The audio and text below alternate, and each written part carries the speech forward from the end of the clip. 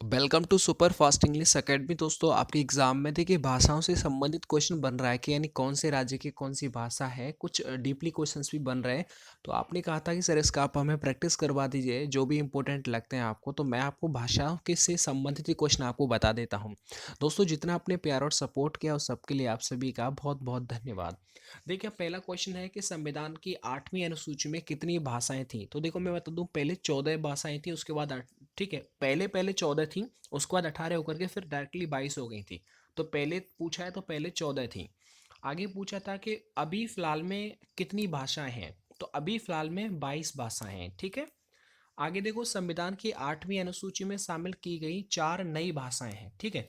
अब इसमें 4 नई भाषाएं कौन सी हैं? तो ये है, देखो, संथाली, मैथाली, बोडो और डोगरी। ये 4 भाषाएं ऐड की गई थी। भारतीय भाषाओं को कितने प्रमुख भागों में बांटा जाता है? तो ये छोटे छोटे क्वेश्चंस हैं, ये 4 भागों में। निम्नलिखित में से किस समूह की भाषा को भारत में सबसे अधिक लोग बोलते हैं? कितना अच्छा क्वेश्चन है।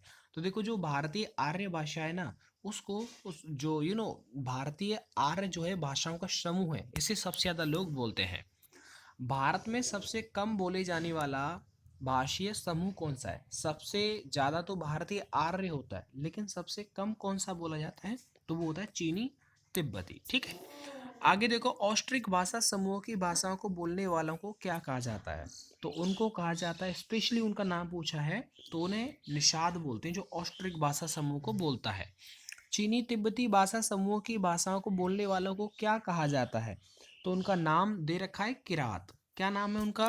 किरात उनका नाम है। आगे पूछा है कि कौन सी भाषा ऑस्ट्रिक भाषा समूह में शामिल नहीं है। तो वो कौन सी भाषा है जो शामिल नहीं है? वो है ओ राम्ब। ठीक है, मतलब क्या हो जाएगा कि डी हो जाएगा इसका एकदम सही जवाब। इनको आप सुने ध्यान से, बस इतना काम आपको करना है। ठीक है। बाकी मैं आपको बता दूंगा कि भाई यहाँ से आपको थोड़ा सा दिमाग का थोड़ा ज़्यादा पढ़ाना है। आगे देखो, किस भाषा को द्रविड़ परिवार की सभी भाषाओं की जननी कहा जाता है? बहुत बेस्ट क्वेश्चन है। तो इसका राइट आंसर क्या हो जाएगा? वो तमिल भाषा है। अच्छा, किस भाषा को भारतीय आर्य भाषाओं की जननी, भारतीय आर्य भाषा का आधार, देव भाषा आदि नामों से भी उस भाषा को जाना जाता है? तो वो कौन सी भाषा है? संस्कृत है, क्योंकि पुराने समय से चली आ रही है। संस्कृत से सर्वाधिक प्रभावित द्रविड़ भाषा कौन सी है? संस्कृत से सर्वाधिक मतलब संस्कृत से भी अच्छी है, वो कौन सी है? वो तेलुगु है। ठीक है, जो द्रविड़ भाषा है। भारतीय संविधान के अनुसार यहाँ की भाषा कौन सी है? तो वो सबको पता होगा, यहाँ की भाषा है भारतीय संविधान के अकॉर्डिंग हिंदी। भारत के संबंध में हिंदी शब्द का प्रयोग सर्वप्रथम किसने किया था? वो अमीर खुसरो थे। ठीक है। भारतीय संविधान में हिंदी को क्या कहा जाता है? तो हिंदी को राजभाषा का दर्जा दिया गया है। इनको आप थोड़ा याद कर लेना, क्योंकि ये देखो बहुत कंफ्यूज कर सकते हैं आपको। आगे देखो, राजभाषा आयोग के अध्यक्ष कौन से हैं? तो इनके अध्यक्ष हैं बीजी खेर। उर्दू किस भाषा का शब्द है? देखो, इसमें मैं आपको ज़्यादा टाइम वेस्ट नहीं कर रहा हूँ, क्योंकि सिंपली आपको बस याद ही करना है, इसमें समझाने में कुछ भी नहीं है। तो उर्दू किस भाषा का शब्द है? वो है, उर्दू जो है वो तुर्की का है। और मैं बताऊँ, उत्तर प्रदेश में जो बोली जाने वाली भाषा वो हिंदी है, लेकिन दूसरी जो है ना वो उर्दू है। ठीक है। आगे पूछा जाता है कि मुगल काल में किस भाषा को रेख्ता कहा जाता था? तो रेख्ता कहा जाता था, जो फारसी भाषा होती थी उसको बोलते थे लोग। मुगल काल की राजकीय भाषा कौन सी थी मुगल काल की? तो वो है कौन सी? फारसी। तो फारसी होती थी मुगल काल की। अच्छा, निम्नलिखित में से किस राज्य में संस्कृत भाषा को राज्य की द्वितीय राजभाषा का दर्जा प्राप्त है? तो वो कौन सा है? देखो, उत्तराखंड में संस्कृत को, ये काफी अच्छा क्वेश्चन है, अब मैं बोल रहा हूँ आपको, इससे आप याद कर लो कि संस्कृत भी है जो दूसरा दर्जा रखती है। दक्षिण भारत में हिंदी भाषा के क्षेत्रों में किसने प्रचार प्रसार किया था? दक्षिण में यानी साउथ में जाकर के हिंदी भाषा के बारे में जिन्होंने बताया था वो थे सी राजगोपालचारी। हिंदी के बाद भारत की दूसरी सबसे ज्यादा बोली जाने वाली भाषा कौन सी है? ये क्वेश्चन बन सकता है। तो ये है, देखो, बांग्ला। ठीक है। अच्छा, दक्षिण भारत की सबसे प्राचीन भाषा कौन सी है? जो साउथ की है ना सबसे प्राचीन, वो कौन सी है? तमिल है। कौन सी है? तमिल है, जो कि तमिलनाडु में बोली जाती है।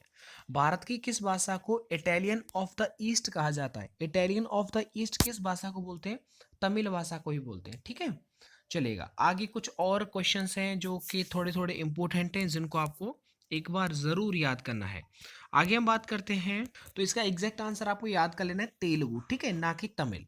चलिए आगे देखो, देश में एकमात्र किस राज्य की राजभाषा अंग्रेजी है? ये आपने कल देखा था, कल आपके नेवी एमआर में ये पूछा गया था। सिर्फ नेवी एमआर में ही नहीं, काफ़ी ज़्यादा एग्जाम में पूछा गया। यहाँ पर देखो लिखा नहीं है, डेट भी नहीं लिखा है कि इसी एग्जाम में आया है कि नहीं आया, लेकिन ये काफ़ी सारे एग्जाम्स में आ गया है। तो ये नागालैंड में है, ठीक है। नागालैंड, ऐसा लग रहा है इंग्लैंड, अब इंग्लैंड इंग्लैंड में तो इंग्लिश ही बोली जाएगी ना, तो हल्का हल्का याद हो जाएगा। अब यहाँ से आपको सारे क्वेश्चंस को आपको एक बार याद कर लेना है। आगे पूछा है कि देश के एकमात्र किस राज्य की राजभाषा अंग्रेजी है? तो नागालैंड। लक्षद्वीप समूह के मिनिकॉय द्वीप की भाषा कौन सी है? तो मिनिकॉय द्वीप के बारे में यहाँ पर पूछा गया है, तो इसकी राजभाषा है माहल। कौन सी है? माहल। डोगरी भाषा मुख्य रूप से कहाँ बोली जाती है? तो ये हो जाएगा जम्मू कश्मीर, क्योंकि जम्मू कश्मीर के अंदर डगर डगर पर हमारे जो हमारे सोल्जर्स हैं, सैनिक हैं, वो खड़े हुए हैं। आगे हम बात करेंगे, देखो भारत के किस प्रांत में कोंकणी भाषा बोली जाती है? तो ये बेसिकली ये कुछ कुछ छोटे छोटे क्वेश्चंस हैं, ये सबसे ज़्यादा इंपॉर्टेंट है। अगर ऊपर वाला भी याद नहीं है तो इनको याद कर लो, महाराष्ट्र और गोवा के अंदर है, ठीक है। ये देखो कोंकणी। आंध्र प्रदेश की राज्य की भाषा कौन सी है? आंध्र प्रदेश की राज्य की भाषा है तेलुगु, तो इसे आप याद रख लीजिएगा। केरल की राज्य की भाषा कौन सी है? ये मलयालम है। इनमें देखो कंफ्यूज मत होना भाई, स्पेशली देखो तेलुगु हो जाएगा आंध्रा, और केरल का हो जाएगा मलयालम, और तमिलनाडु का हो जाएगा तमिल, ठीक है। कर्नाटक का हो जाएगा कन्नड़। तो ये सारे क्वेश्चंस आपको याद होना चाहिए। नागालैंड का राजकीय भाषा कौन सा है? अभी बोला था अंग्रेजी है। कौन सा है? अंग्रेजी, जो वो नागालैंड की राजकीय भाषा, जो नेवी एमआर में कल क्वेश्चन पूछा गया था। किस भाषा को केंद्रीय सरकार द्वारा क्लासिकल भाषा का दर्जा प्राप्त? क्या बात है, मतलब क्लासिकल लैंग्वेज बोला है किसको? तमिल को बोला है, तमिलनाडु वालों को। हिंदी को राज्य की भाषा, कार्यकालों में जो जितनी भी ऑफिसेज होते हैं, उनकी जो मेन भाषा कब घोषित कर दिया था हिंदी को? तो इसका करेक्ट आंसर हो जाएगा 26 जनवरी 1965 के बाद सभी कार्यालयों में हिंदी को मेन भाषा घोषित किया था, 1965 के बाद। कौन सी भाषा भारतीय संविधान की 8वीं अनुसूची में नहीं दी गई थी? तो ये कुछ भाषा हैं जो 8वीं अनुसूची में नहीं दी गई थी, वो कौन सी थी? अंग्रेजी थी। अंग्रेजी कहाँ की है? नागालैंड की। कौन सी भाषा ऑस्ट्रिक समूह से संबंधित है? तो कौन सी भाषा? तो ये वो देखो गारो खासी, ये सॉरी खासी जो है वो, ठीक है, खासी है। अब हम बात करते हैं, वो मेघालय साइड में होता है। निम्नलिखित भारतीय भाषाओं में कौन सी भाषा द्रविड़ भाषा की उत्पत्ति नहीं है? तो ये बेसिकली याद रखना है, वो कौन सी भाषा है? वो मराठी भाषा है। निम्नलिखित में से किस देश में अधिकतम भाषाओं संख्या में भाषाएं बोली जाती हैं? तो वो हमारा भारत ही है जिसमें अधिकतम भाषाएं बोली जाती हैं, 22 भाषा तो है ही। अंग्रेजी भाषा को भारत में शिक्षा के माध्यम के रूप में किसने स्टार्ट किया था? तो अंग्रेजी हम सीखते हैं तो हम टेंस से सीखते हैं। टेंस को अंग्रेजी में हिंदी में क्या बोलते हैं? काल। तो इसका हो जाएगा लॉर्ड मैकाले। देखो इसमें आ गया काल, इन्होंने स्टार्ट किया था। केंद्रीय भारतीय भाषा संस्थान कहाँ पर है? केंद्रीय भाषा जो संस्थान है वो कहाँ पर है? ये मैसूर के अंदर है, ठीक है, जिसमें टीपू सुल्तान ने रंगपट्टनम का युद्ध लड़ा था अमेरिका से, अंग्रेजों से। भारत की प्राचीन भाषा, सबसे प्राचीन भाषा कौन सी है? तो सबको मैं पहले बोल चुका था, सबसे प्राचीन है संस्कृत है। अच्छा, कौन सा भाषा देव भाषा माना जाता है? अब देवताओं की तो भाषा कौन सी होगी? संस्कृत होगी, क्योंकि देवताओं को हम खुश करने के लिए संस्कृत के श्लोक उन्हें सुनाते हैं। चोल शासकों की भाषा क्या थी? ये क्वेश्चन कल थोड़ा सा हटके आया था, लेकिन इससे ही संबंधित था। तो चोल शासकों की भाषा कौन सी है? वो तमिल है। आगे देखो, आगे क्वेश्चन कितना अच्छा है कि निम्नलिखित भाषाओं पर विचार करना है आपको। उपयुक्त में किसको सरकार ने श्रेष्ठ मतलब घोषित कर दिया है? कौन कौन सी भाषाएं? तो देखो वो हो जाएगा जो ये कन्नड़ है और तेलुगु है, इनको श्रेष्ठ भाषा का दर्जा दिया है। भारत की तीसरी सबसे ज्यादा बोली जाने वाली भाषा कौन सी है? तो ये देख लीजिए तेलुगु है। कौन सी है? तेलुगु है, जो कि आंध्र प्रदेश के अंदर। ये क्वेश्चन बना है पेपर में। निम्नलिखित देशों में से किसमें तमिल एक प्रमुख भाषा मानी जाती है? तमिल लैंग्वेज भी एक है, जो कि सिंगापुर की कैपिटल। इन सब चीजों को याद कर लीजिएगा। अमीर खुसरो ने किसके विकास में भूमिका निभाई थी? तो सबको पता होगा कि जो अमीर खुसरो थे, उन्होंने खड़ी बोली में अपना उनका मेन रोल रहा था। त्रिपुरा की यहाँ पर भाषा पूछा है, तो उसको याद कर लेना प्लीज, अगर आप पढ़ने वहां जा रहे हैं तो। ये बांग्ला है, क्योंकि त्रिपुरा जो है ना, ये बांग्लादेश से टच करता है। तो आप देख सकते हैं वहां पर क्या है कि जो पश्चिम बंगाल में बोली जाएगी वही इसमें बोली जाएगी। संघ शासित प्रदेश लक्षद्वीप की भाषा, अब यहाँ पर लक्षद्वीप की पर्टिकुलर पूछी है तो ये देखो लक्षद्वीप की हो जाएगी मलयालम। अबे लक्षद्वीप जो है भाई वो केरल के बगल में है, केरल का मलयालम तो उसका भी मलयालम। गोवा की स्वीकृत भाषा कोंकणी है, मतलब गोवा की स्पेशल भाषा कौन सी है, ये काफी सारे एग्जाम में पूछा गया है, ये कोंकणी भाषा है। निम्नलिखित में से कौन से राज्य में उर्दू को अपनी सरकारी सरकारी भाषा के रूप में स्वीकृति प्रदान कर दी है? तो उर्दू किधर हो सकता है बताओ, सोचो, जम्मू कश्मीर में ही हो सकता है। भारतीय भाषाओं में हिंदी के बाद विश्व की कौन सी भाषा अधिकतम बोली जाती है? यानी भारत की जो भाषा हिंदी के बाद विश्व की कौन सी भाषा सबसे ज्यादा बोली जाती है? तो ये छोटे छोटे क्वेश्चन है जो आपको याद ही करने, वो है बांग्ला। हिंदी भाषा भारतीयों का परसेंटेज कितना है जो हिंदी बोलते हैं? सिर्फ 40% है, बाकी सब अलग है, क्योंकि 22 भाषा भी तो है ना। निम्नलिखित में से किस एक भाषा को शास्त्रीय भाषा का दर्जा प्रदान किया गया है? तो शास्त्रीय भाषा है वो सिर्फ ओडिया। क्या है? ओडिया भाषा को शास्त्रीय भाषा।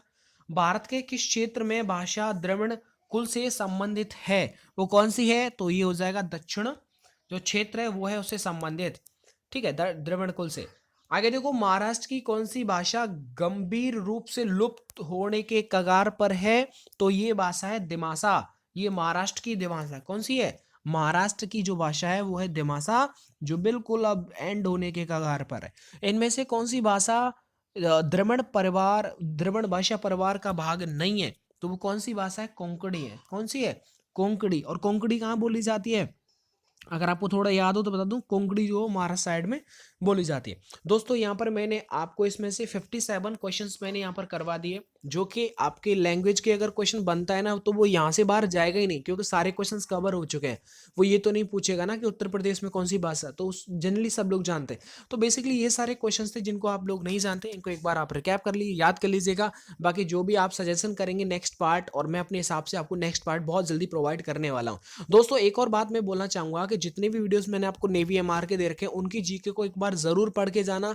प्लेलिस्ट मिल जाएगा आपको नेवी एमआर, ठीक है, नेवी पेपर्स, तो वह मिल जाएगा आराम से, वहां एक बार जरूर देख लेना। वीडियो को लाइक जरूर करिएगा, शेयर एंड कमेंट करना बिल्कुल भी मत भूलिए।